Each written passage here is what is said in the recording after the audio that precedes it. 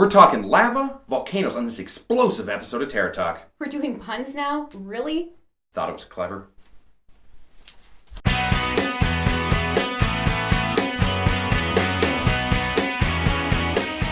Welcome back to Terra Talk, the show that reads the internet so you don't have to. I'm Travis Turcotte. And I'm Kaitlind Allard. Today we're going to talk about volcanoes. Particularly what they are and some really interesting facts about them. Let's get into it. First up, we need to talk about what a volcano actually is. Well, it's a rupture in the Earth's crust where ash, gases, and magma flow from. Pressure builds up below the Earth's crust from, say, the movement of a tectonic plate, perhaps. Well, when the pressure reaches a high enough level, it's released in the form of a volcanic eruption. Now, there are two types of volcanic eruptions. The first one is called an effusive eruption, and this is when the magma rises and flows out of a volcano in the form of a viscous fluid we know as lava. It's actually only called lava after it leaves the volcano. The second type of eruption is called an explosive eruption, and it's exactly what it sounds like. The magma is torn apart violently and exits the volcano in a cloud known as a pyroclast. Well, this is due to a blockage underneath the surface where the magma and gases were not able to be released normally. A widely known example of an explosive eruption was Mount St. Helens 1980 Washington State, where the explosive force of the eruption blew ash and other debris miles and miles into the atmosphere, covering multiple states in ash and towns nearby experiencing complete darkness from the ash cloud. The total energy output of this blast was around 400 million tons of TNT. Well, that's the equivalent to about 20,000 Hiroshima-sized atomic bombs.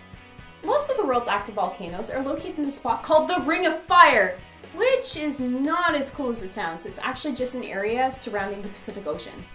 In the Ring of Fire, there are approximately 450 active volcanoes. That means that about 75% of the world's active volcanoes are only located in an area that stretches 40,000 kilometers. A lot of action happens under the ocean whenever it comes to volcanoes.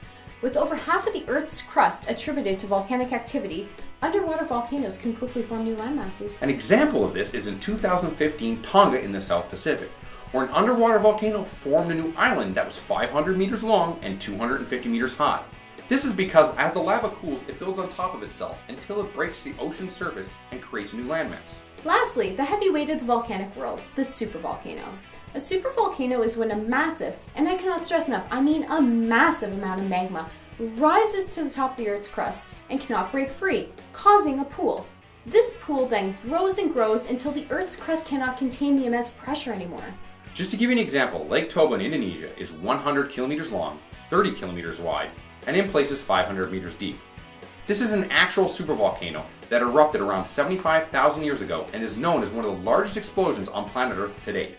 This supervolcano is said to have erupted with several thousand times more material than Mount St. Helens and caused a period on Earth of brief dramatic cooling, or a volcanic winter, that is said to have cooled the Earth by 3 to 5 degrees Celsius. Now, this was just one example of a supervolcano site. There are many more around the world, another well-known one being Yellowstone National Park. With all we know about volcanoes, we still can't be sure when the next one or next event will take place. Thanks for watching our episode on volcanoes. If you have any questions or comments, please comment below. If you liked that video, hit the thumbs up and subscribe button and share it with your friends and help our channel grow. This was Terra Talk, and we will see you next time.